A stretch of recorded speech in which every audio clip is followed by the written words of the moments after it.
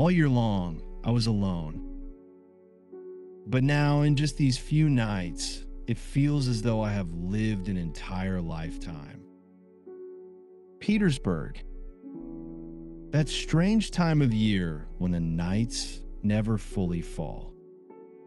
When the sky hangs suspended between morning and dusk. A pale light spreads over the city. As people hurry home, one man walks alone through the cobbled streets.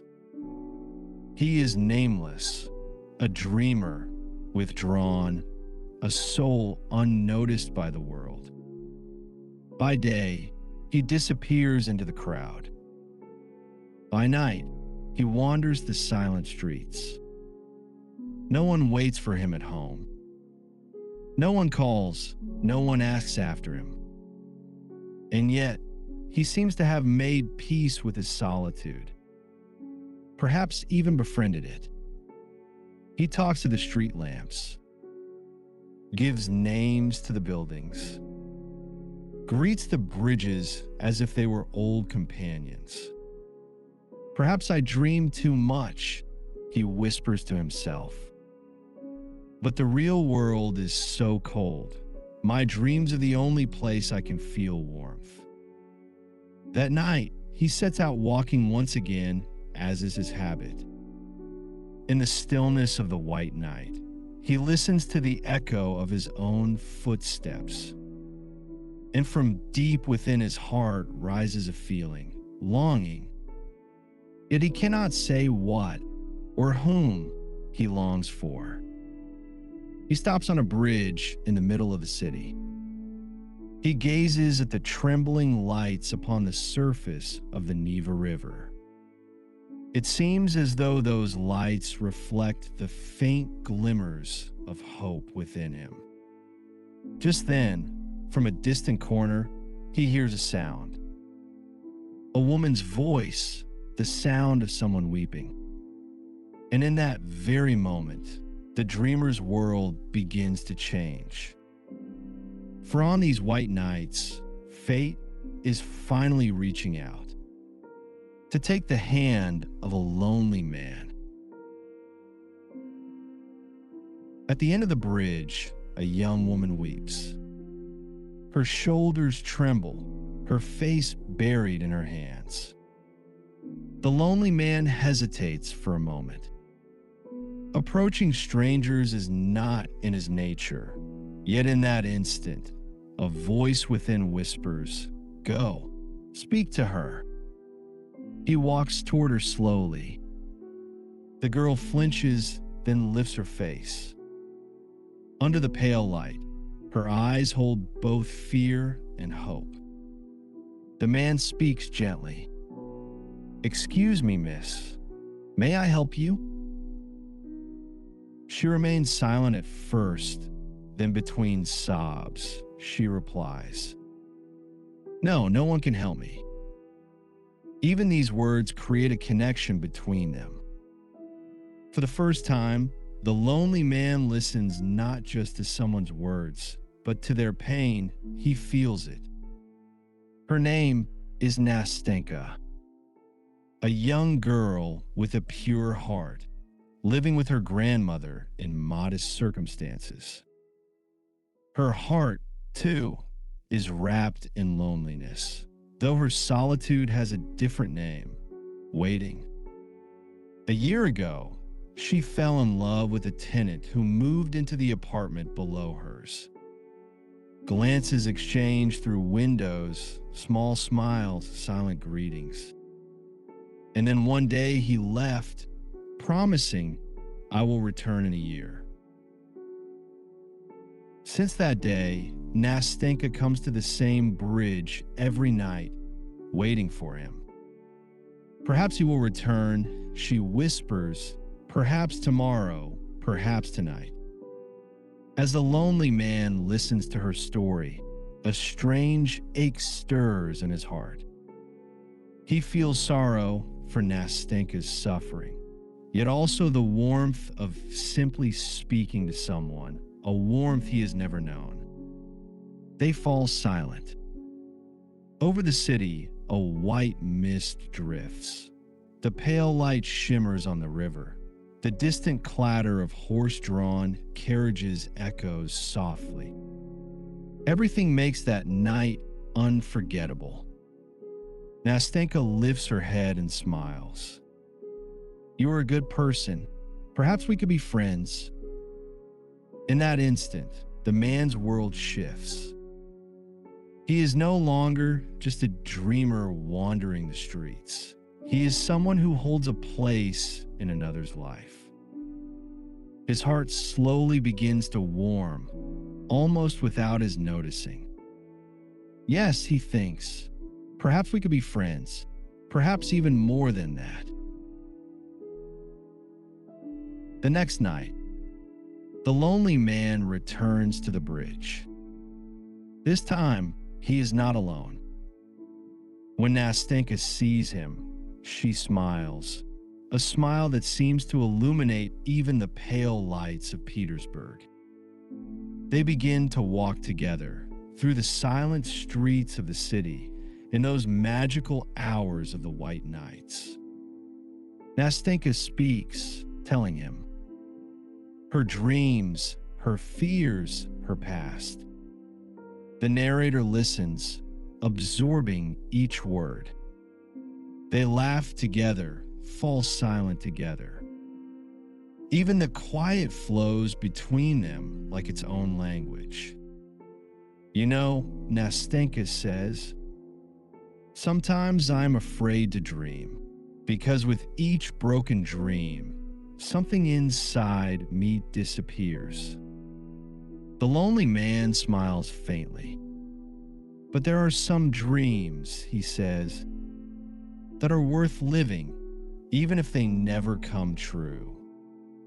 In that moment, their friendship begins to slowly shift into something else. The narrator realizes he is falling in love with Nastenka. But this love is quiet, hesitant, tinged with guilt. For Nastenka still loves the man she has been waiting for. Yet they meet every night.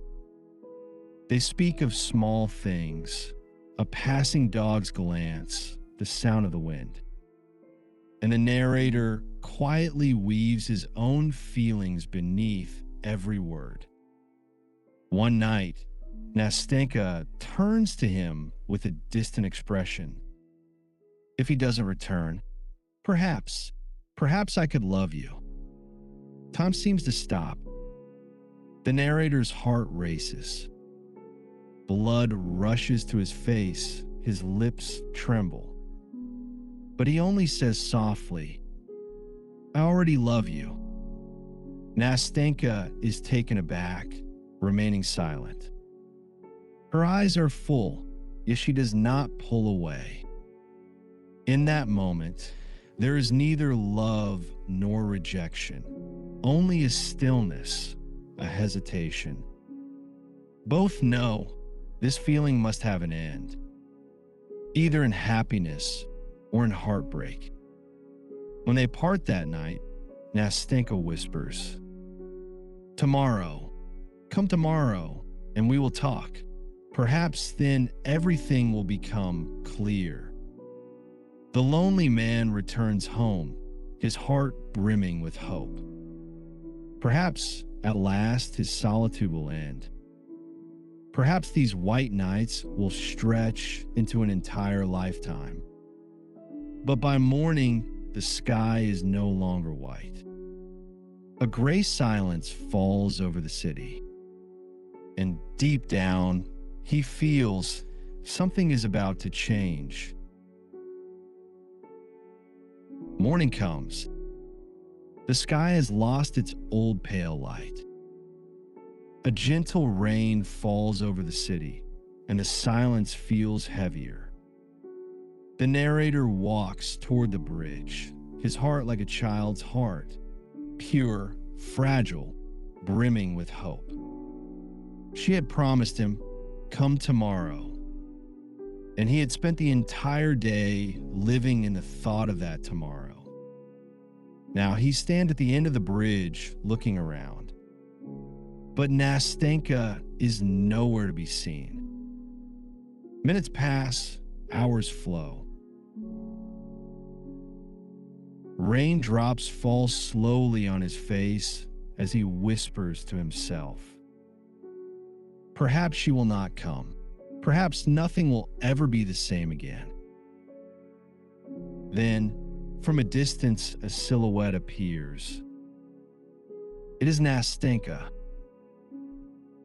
She runs toward him, but her expression is different, filled with both joy and guilt. He has returned, she pants. My beloved, he has come back. The narrator freezes. It is as if the world falls into silence in that instant. His eyes lock on Nastenka's. There is still gratitude there, but no love. With a tearful voice, she adds, "Forgive me. You have been so kind to me. If I had never met you, perhaps I could have loved you." Then she turns away and goes to the other man. They hold hands. At the far end of the bridge, the lonely man remains, silent, frozen, alone. He watches them for a while, then smiles. Yes, he smiles. Because deep down he knows, those few white nights were as real as a lifetime. Short, fragile, but full of life.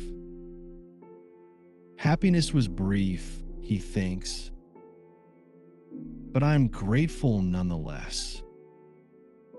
For even a moment, I tasted that happiness. The rain grows heavier.